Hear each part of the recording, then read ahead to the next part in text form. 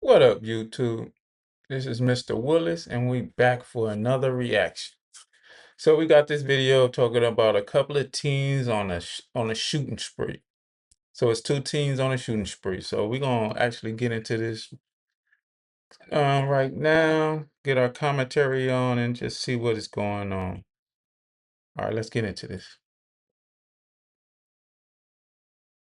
This is D'Anthony Bullocks and Jarrell Austin. Just moments earlier, police heard the two had been inside a stolen car connected to a dangerous shooting spree in a Cincinnati neighborhood. Or it could be a homicide. We don't know yet, but we got drones and we got dogs. So now officers were racing to find them. But as the search began, investigators realized something far more dangerous. There was a third suspect involved, and according to police, he was the one carrying the gun. Yo, it's behind your back. Bro, what the fuck? Oh, man, they're down in the woods down here. I can't see them. Okay. I'm not going down there though. Hey, we don't want to walk no crossfire here. Within minutes, what started as a routine search for suspects would spiral into a deadly officer-involved shooting. A shooting that would ignite controversy, multiple arrests, and a chain of events that no one saw coming. He's got a gun. He's got a gun on your right. On your right. He's got a gun.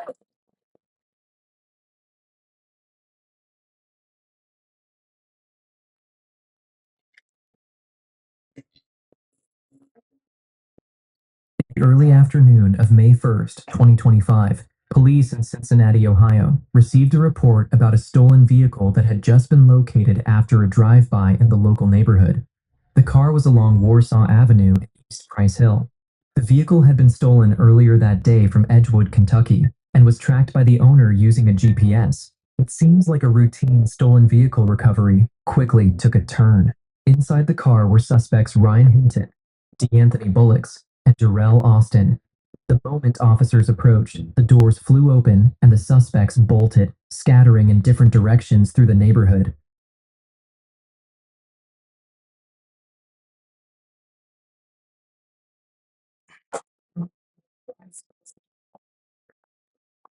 Hold on, Doug.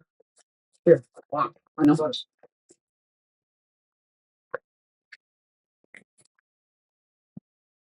Go. I'm good. You're good. You're good. I got you. Yeah.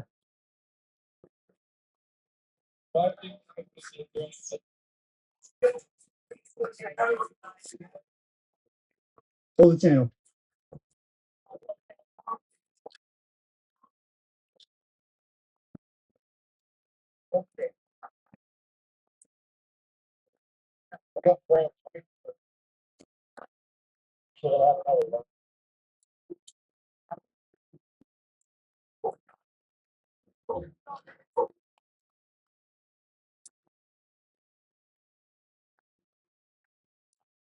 Y'all good?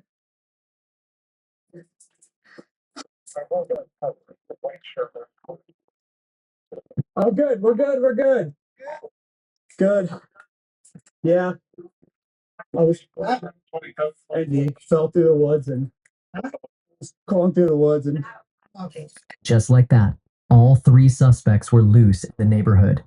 Within moments, officers across East Price Hill began converging on the area, spreading through nearby streets and alleys in an urgent effort to locate the fleeing suspects before they could disappear. And as multiple police units were now en route to the area, what started as a routine response was quickly growing into a much larger operation as officers realized the potential danger to nearby civilians. Then, a call came over the radio. One of the suspects had just been spotted near a library, nearly 2 miles from the original confrontation. Yeah, he got pretty far. Imagine being able to build an app with your name on it just by thinking about it. Meet Base 44. down. Put the phone down. I'll go hands. I'll go hands. I'll go hands. I'll go hands. Put your hands behind your back. Hands behind your back. Hands behind your back. Bro, what the fuck? Oh, man, chill. I just can't. Niggas. Y'all want to follow my buddy and everything. What are y'all doing? I have no business. What the fuck? And I wouldn't even be saying if I was innocent or whatever. I still wouldn't say shit. I'm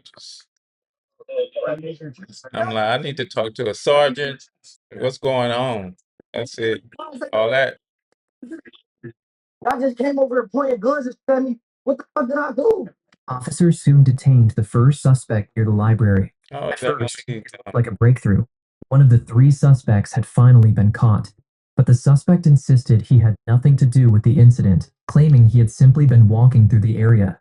Still, to officers on scene, Let's he see. matched the description perfectly. As they questioned him outside, another officer stepped inside the library to alert staff about the unfolding situation and see if anyone else was hiding inside. We had a shooting. Yeah, we had one, and we're tracking the suspects now. So we're gonna go in for a second. I don't know. Hold on just a minute. We had a shooting, and that's why I was trying to get to you guys because only you opened at 10, and I didn't feel the detail. So I was trying to get to you as soon as I can, but he's matching the description of there was three individuals that was involved in the shooting. Could possibly be a homicide, but it happened real close to the library. So I was just trying to get to you quickly. He matched. So that's what I'm trying to get to you guys because I'm opened at 10. So it possibly could be a homicide. We don't know yet, but we have three suspects. So that's why we got drones and we got dogs. So but you have a detail, so that's good. Okay. After the officer finished clearing the library, attention returned to the detained suspect outside. At first, it seemed officers had successfully caught one of the fleeing suspects, but that moment of relief wouldn't last long. As officers continued to question him, they soon realized something was wrong. The man they had detained wasn't one of the suspects after all. Yeah, though. Literally, I just told them that. College, when I came outside, I haven't seen that. That's the precinct. Y'all came out here. Good thing is we got shit here.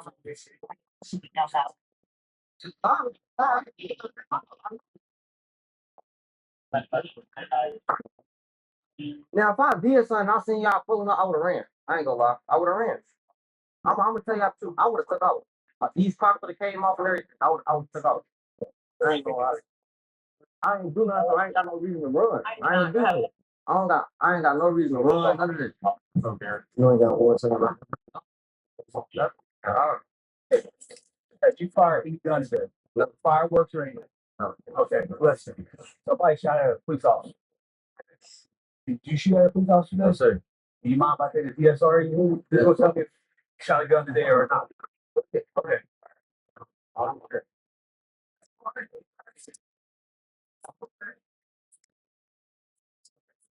Stop fighting. No. I just don't like this. It was based on that. It was your ring back. That's on my hand. Yeah, yeah, oh yeah, oh my. Well, he let him do the gun test, so Officers eventually tested the detained man for gunpowder residue, and the results came back clean. Just like that, officers realized they had the wrong person. The man was released, leaving all three suspects still on the run. But only moments later, another 911 call came in from several miles away. A woman reported that her gun had just been stolen. What officers didn't realize yet was that the weapon would soon be linked directly to one of the fleeing suspects. Sometimes it's not a whole lot of people that live on the street. I know last night I looked it up. Yeah, I know I left it unlocked. I know that for a fact. But it's been plenty of times where I've left the car door unlocked, and I think it's every week. And unfortunately, I'm not up at 3 or 4 in the morning. Here's the problem that I run into. I bought my gun when I got my gun license. It was 5 years ago. Okay, I got it from the Pro Bass up in Forest Fair. Yes, the old Cincinnati Mills. Well, I didn't even chicken crab. Wait, so I wasn't sure if Check out my driver, please. I went to go. What was that? I went to call the police. The lady at the police station said I need to call to see you. 'Cause I didn't know the what is it? protocol. Oh, it was They should have it though. If you call them. And they don't have it? I called I called the one over in the Cincinnati Mills. It's closed down. So I called the one over in Westchester. Yeah, because that's where they moved. He said that they have already taken those files up and they've been sent to corporate. So I have to call corporate. Corporate told me to call ATF. So here's what we can do. I mean, unfortunately, with these car break-ins, there's not really a whole lot as far as fingerprints and that. Yeah. To be more like insurance purposes, and then they could try to get that gun in the system. So I can do the report now. Okay. And then if you get that serial number, you just call the district. So, but my thing is, what if I can't get into ATF? I am a single mom. I have 3 boys. One of my babies autistic. I don't get into trouble. Yeah. I don't want nobody out here going. So, okay, yeah, but okay, so here's the thing.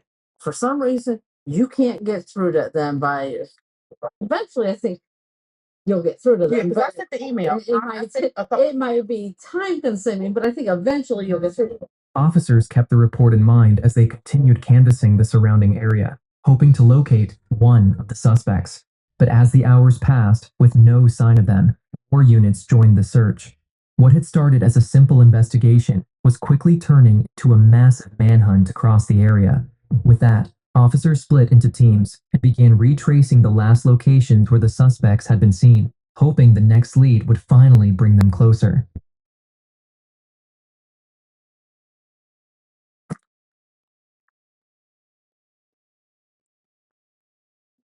Get back inside. Get back. Go. Last door. Please call out. Call out now.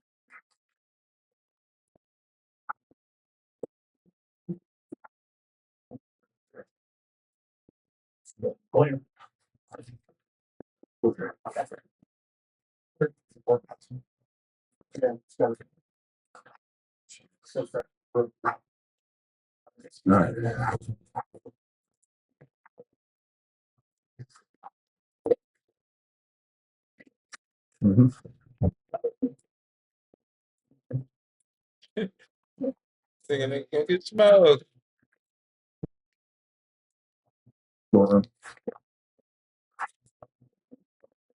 If he fit in that dryer, man, come on, man.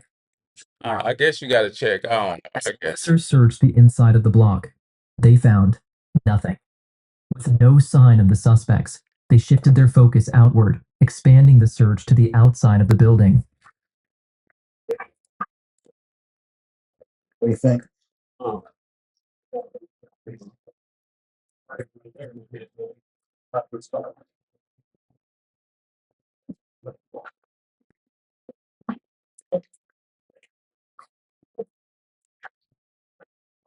Nothing.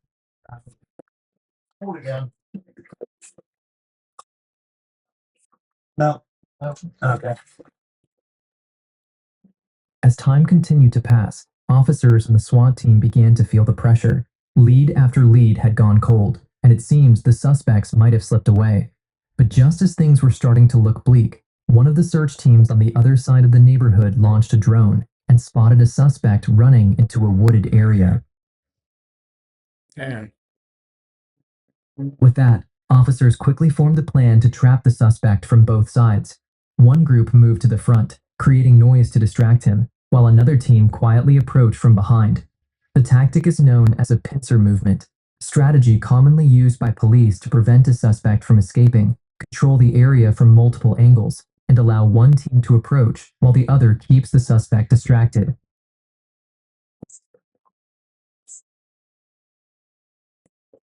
Come in. Show your hands. Walk to me. Yeah, right here. Go further up that way. They're running this way. 569 Mount Hope. They're in the woods. They should just give up, man.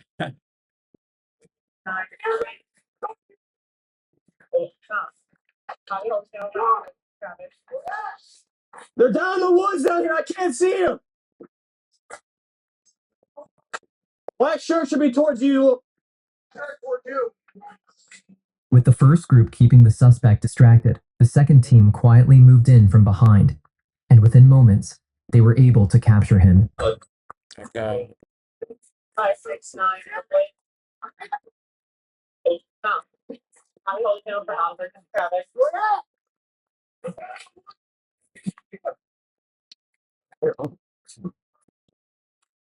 Old chef. Pavel Luciano. One in white shirt. Pavel Luciano.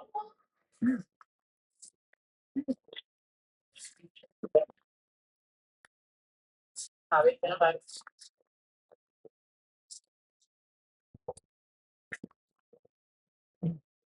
Get up. Stand up. Yeah, well, come on here.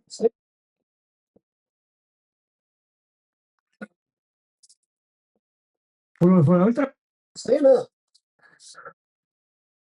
Look this way. We got Cheryl right there. Oh. One guy cut for you, the white shirt with blue jeans. We still have one more at large. Ooh. No black, still in large. Gun bar. Tommy, got fired. The fire, you please.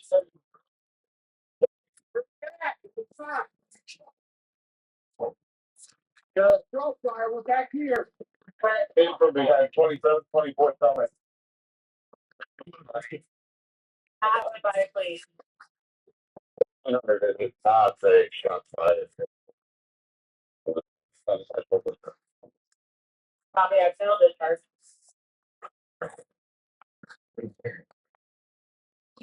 Eventually, officers managed to capture the first of the 3 suspects and place him in custody. Their focus now shifted to the remaining 2. But the situation was becoming more complicated. Officers reviewing nearby CCTV. These young brothers never learn, bro. Like they gonna have to give up that what's it called, the sweat equity. They gotta go give up some of that sweat for at least shit 30 to 40 years. That's crazy, man. Footage were only able to clearly identify 2 individuals on camera. One of them had already been detained, but the other, dressed entirely in black, was still missing. Even worse, there was still a 3rd suspect unaccounted for. At that moment, officers didn't know what he was wearing or where he had gone. What they would later realize was that he was the one carrying the gun. Then, just as the search continued, another group of officers nearly 3 miles away made another breakthrough.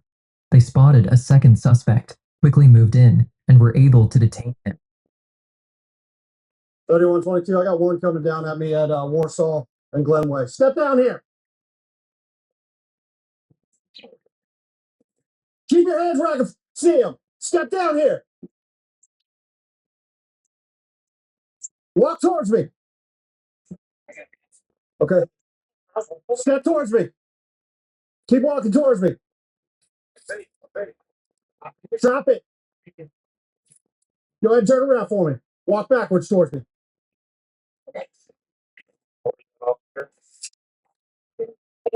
Is he one of them? He's darker.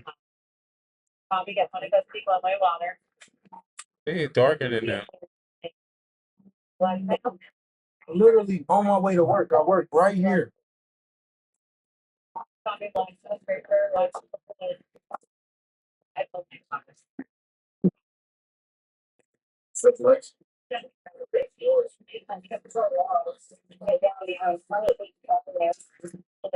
Black, your suspect seem like, man. I'm wearing a black t-shirt, both have black. I work right here. Okay. I'm on my house. I walk to work.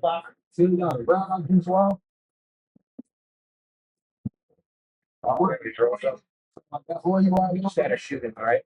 But as officers began confirming his identity, the breakthrough quickly fell apart. They soon realized they had made yet another mistaken arrest. Because that's what they want to blame everybody. Explain to you, okay? We were just involved in the shooting. Okay. 2 of the guys that ran from us came from right up there. That's why you're being stopped, okay? Yeah. As long as everything checks out, you're fine. Okay? I appreciate your cooperation. That's why nobody's hurt right now. That's why nobody's hurt. That's why we're stopping. Okay? I can't. Man, Call my wife and things. Give us just a second. I ain't gonna let you do nothing. Sounds like you might have been at the wrong place, wrong time. Yeah. Nah, he's going to work. He's not at the wrong place at the wrong time. He's doing what he's supposed to be doing. Like, what the fuck you mean? That don't even It is? Okay. make sense. Are at the wrong place, wrong time. No, he at the right place at the right time. He's going to fucking work. We're good. If they already checked him out, we're good. I did not. We appreciate your cooperation. Thank you. You're Yeah, good. I would Hmm. suggest you go. He was going to work. Hey, you'll see it on the news tonight what happened. All right. That's wrong place, wrong time. Yep. Damn. He said, He popped out right you will see what happens. right there. I'm like, no, baby, no. He said, you will see on the news what happens.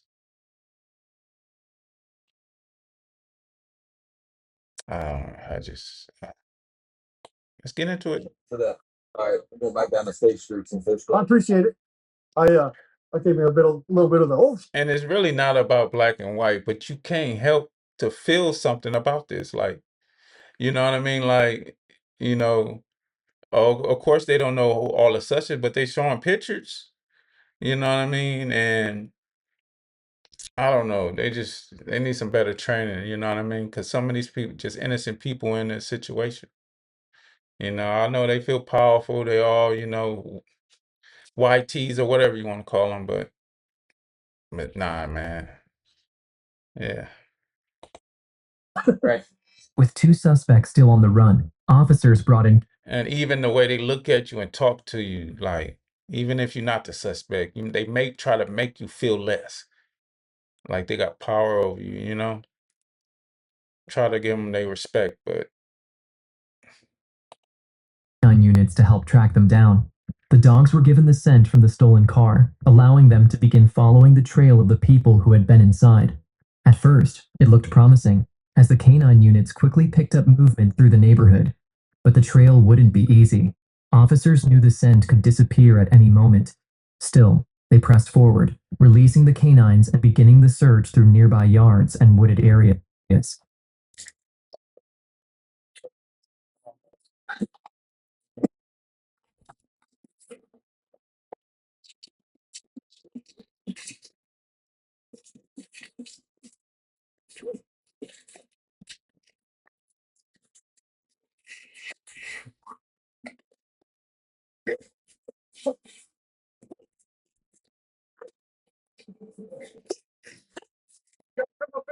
Okay.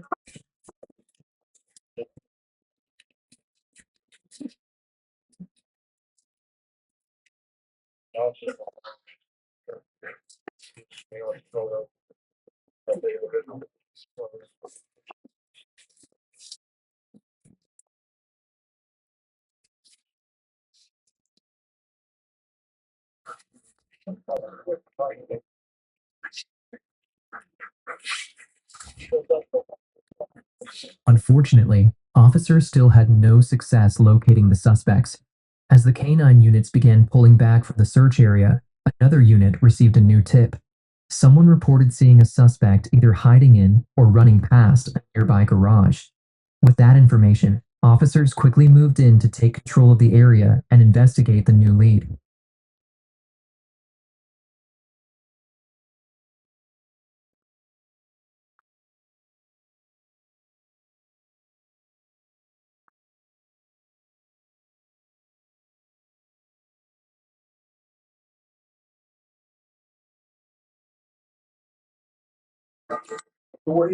Okay. What's that? He's not coming back. Oh, okay. And we got plenty of time. This guy's locked down. He's locked down. He's locked on. It's not gone. But just give me a break. Then fuck the door. You have a fob? Can you just unlock it? I'm going to do this. I'm just gonna. Okay.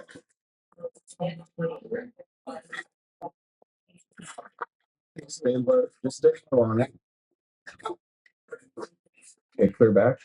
Clear back. Clear. Let me drive the lock. Come on. Watch you.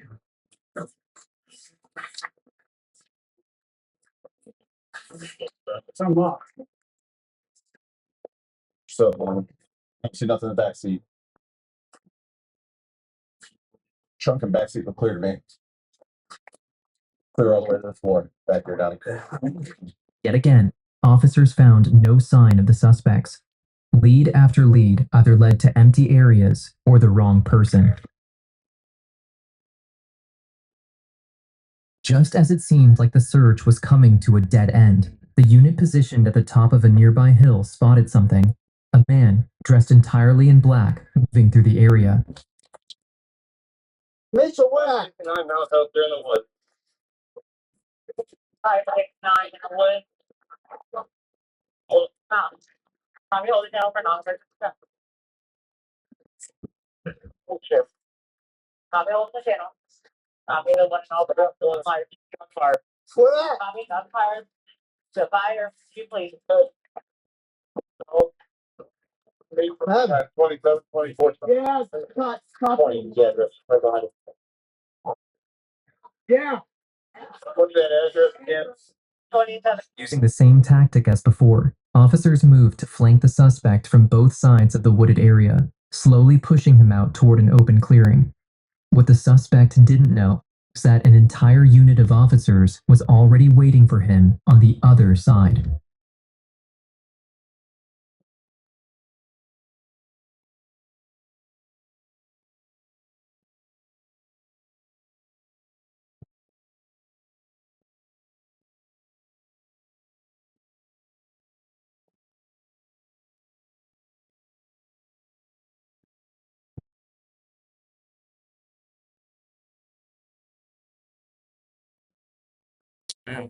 With the second suspect out of the three now in custody, they transport him into the police car so they could be ready to take him to the station.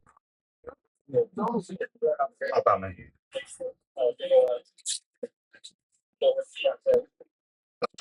Watch your head. Step over here. Now we're going down here. Down this way. Going on the other side. All right, cool. No, we're good to go with him. She ready to fill on it. Go ahead and have a seat.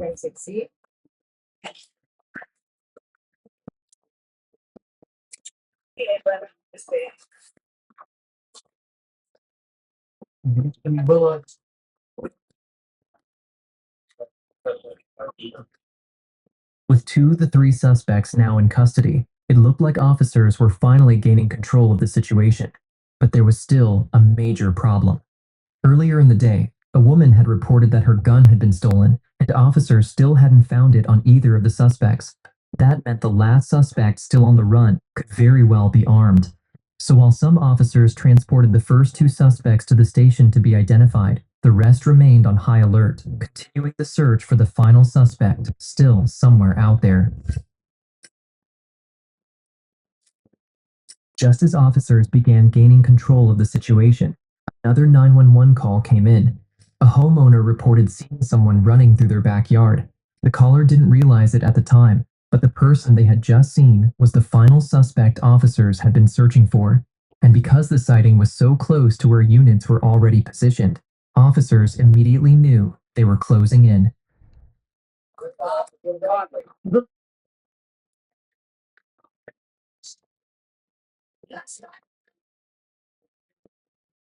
Is there any dogs in here? No, you're good. Go right behind the house.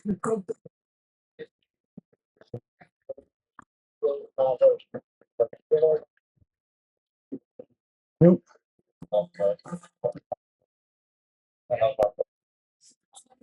Down to the right. Got plenty of cars on brand. Right down this. Yeah. I'm not going down there though. Yes, I'm gonna clear this. Officers arrived and checked the backyard. They quickly realized the suspect had already moved on, but this time they weren't going to lose the trail. Instead of stopping the search, officers pushed forward following the path straight into a nearby wooded area where the suspect had just fled.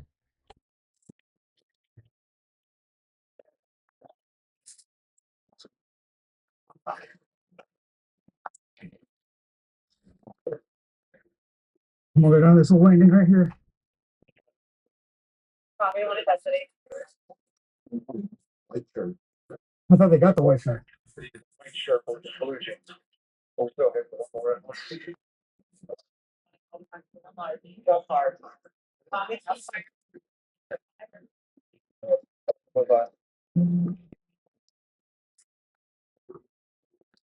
Hey, we don't want to walk into a crossfire here. Within seconds of entering the wooded area, officers spotted him. Mm. He's got a gun. He's got a gun on the right. On the right. He's got a gun. Oh, get on the ground. Get down. Right here. Get out. Yes, go ahead and put the high down. Show your hand. Show your hand. Show your fucking hand. Help me, help me. Stay right there. Please help me. Don't fucking move. Don't move. Don't move. Don't move. I gotta go. Don't fucking move. Don't move. Don't fucking move. Don't move. Where do you fit? Where do you fit? Where do you sit underneath or somebody fit? Got it on. Don't reach. Don't reach. Don't reach. Listen. Is y'all getting it or what? As quickly as the encounter began, Damn. it was over. The two officers searching the wooded area spotted the suspect holding a gun and pointing it toward them. Fearing for their safety, the officers opened fire. In total, Fear for 5 their shots were safety. fired. But even as the shots rang out, officers immediately called for an ambulance, rushing to get the suspect medical help. Got a magazine right there. There should be a magazine. I hit the magazine, and I'm just standing here. Make sure that, yeah, I'm going. You need it from there? Oh, it's really not.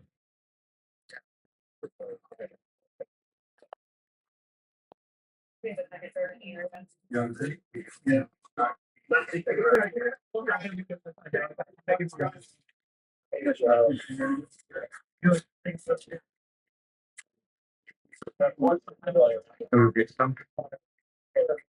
You can't hear this. I got them, Martha.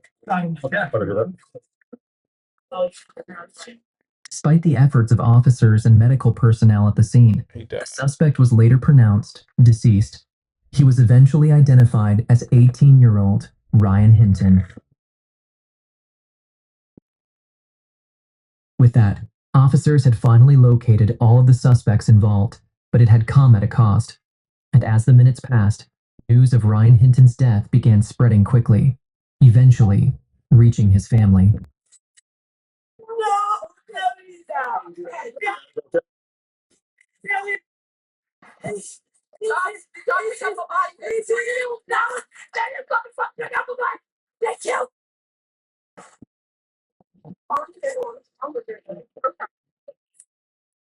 Are you guys?